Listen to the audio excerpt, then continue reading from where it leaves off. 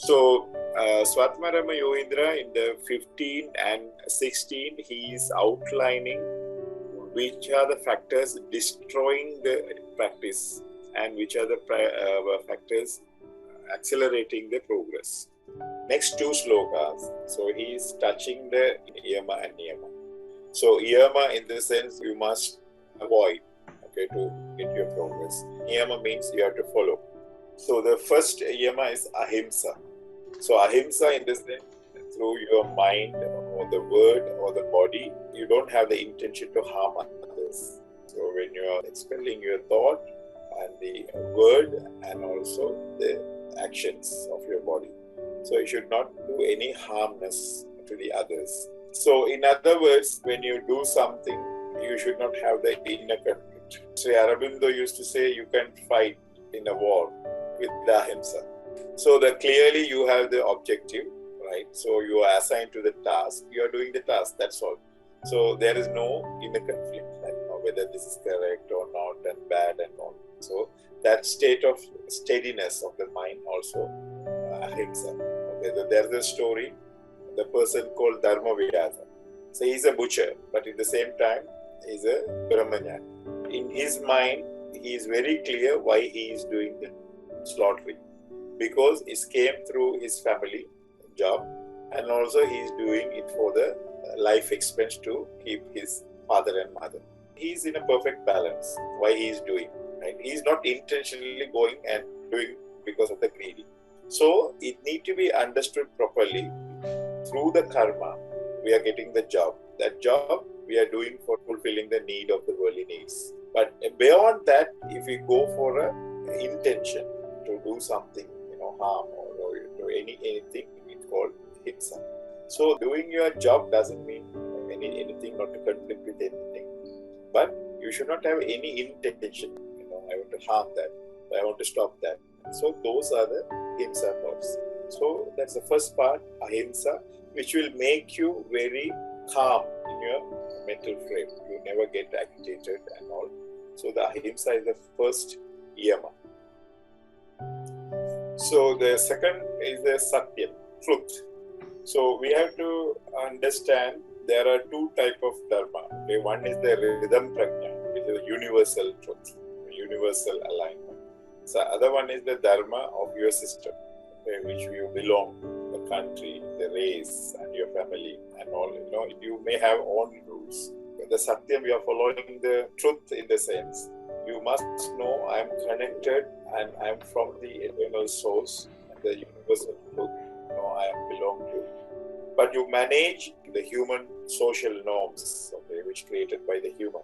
So as much as possible, you should not get any internal conflict by using your word and have a correct feeling you are aligned to the universal truth. So that means, so you are not pushing your mind to do, I am telling lies and truth and all.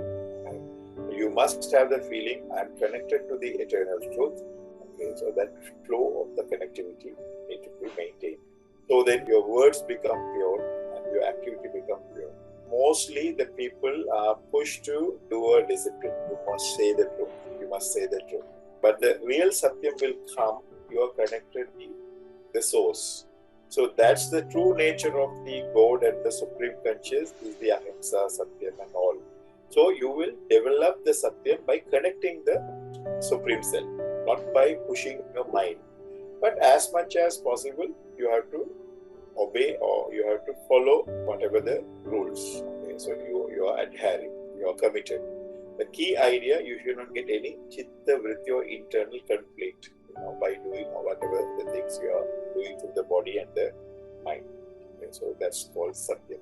Right? And also very simply, if person start to do the sadhana rather than understanding and pushing the chittam.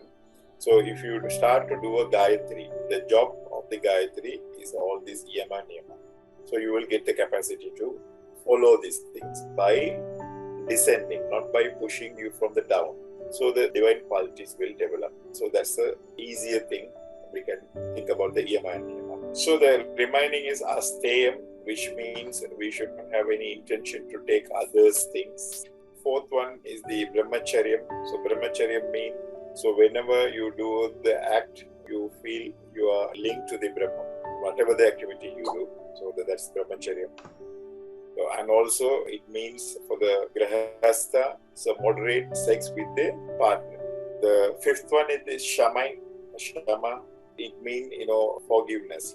So you should not get any agitation when people give a problem to you and all. So you should not get the imbalance in your mind. Sixth one is the Triti. Triti in the sense, I am an eternal soul, that feeling. So then only your mind will get confident. So you can put an effort. So you have to feel, okay, inside I am an eternal soul. That is called Triti. So the next one is Daya or compassion. So you see each and every life and everything like you. The compassion, full of compassion. So eighth one is the Arjavam. In the sense, you don't create a difference between your family members and others. Those are separate, this and all like. So how you are seeing your children, so you have to see everyone. Okay, so that's called the Arjavam. So ninth one is the Mita Ahara. So in general definition of Mita Ahara is a half stomach solid food and quarter stomach water and quarter part bacon. Okay, this is the general definition of the Mita Ahara. But the Hatha Yoga practice, it has the special meaning also that we will discuss later. So the 10th one is the Sausam or the cleanness. So these have two aspects. One is the physical cleanness. Our body needs to be clean, right, in all the aspects. And mentally, we have to have a feeling. So I am cool and calm. I don't have any vrittis of disturbing, and internally I don't have any chaos. So the mental cleanness and the physical cleanness is must. So in summary, the yama will protect you from the agitation of your mind and the prana.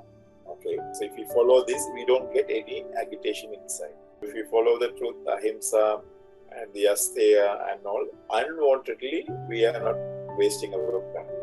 How we have to develop the attitude, the perception toward the yama niyamas. Okay, so it's a process of reducing our pranic waste. Okay, so by following, you will getting more savings in your mental and the physical things. Okay, so you have a lot of cash, saving cash. So then you can travel little more. Otherwise, time to time you will get the problem in your sadhana. It will stop because you don't have the cash. It's like a journey. If you have enough saving, your destination you can reach quick and without any suffering. But if you don't have the savings or wasting, like every junction you are purchasing something. So at the end of the journey, you may not have the prana to hold the experience. So why is very important? In the Hatha Yoga, through the prana, we are making our body and mind to experience the samadhi. Okay, so experience the bliss. So when you reach that point, you must have enough prana to experience all the things. So if you waste your prana by all these activities, at the end, you may not have the enough prana. So sometimes it can impact the body also. Okay, so that's the core idea of the yama. So time to time, each and every step, you are making a saving. Let's say every month, you take 40% or 30% savings. And now you have enough cash. And when you start the journey, it will go very smoothly. Okay. But you have not saved anything, but you want to go for a journey. So this is the way now the people are practicing. Not to follow the yama niyamas. Getting the prana is pranayama. Do lot of prana. Okay. So during the journey, we try to earn a lot of money. Okay. So then that will make a stress for us. Okay. So you understand what I'm trying to say. So yama niyama in the sense, every month you are putting little money, and you have a savings. Okay. Now, when you start the asana and pranayama, you will progress because you have a backup. Okay. You don't want to earn the prana. Okay. So you have the backup cash. But if you have not earned and you have all the holes in your wallet, right? So whatever put, it will go down. Then you do asana and do pranayama, and you think, if you do kumbhaka a lot, so I can earn a lot. Okay. So some people do the business that way, like without saving, I can put my will and I can. So it will blast. Right. So this is the way many people confuse their yoga sadhana. So the Hatha Yoga Pradipika, not pushing like a Patanjali, so pushing your mind, you must and all blah blah thing. Like if you save in this way as much as possible, right? The prana, you less reduce your talk and don't do any harm to the others and all. You will have a good enough prana inside your mind and the system. When you start up the asana, so you can progress very quickly. Okay, so he assure in the end of the Upadesa, he say if you follow the same scheme, within a year you can get the mastery. Okay, but it need to be understood properly. Okay, so the yama niyama need to be taken in a way. Okay, so if you want to make your journey smooth and cool and calm, start to save the cash now.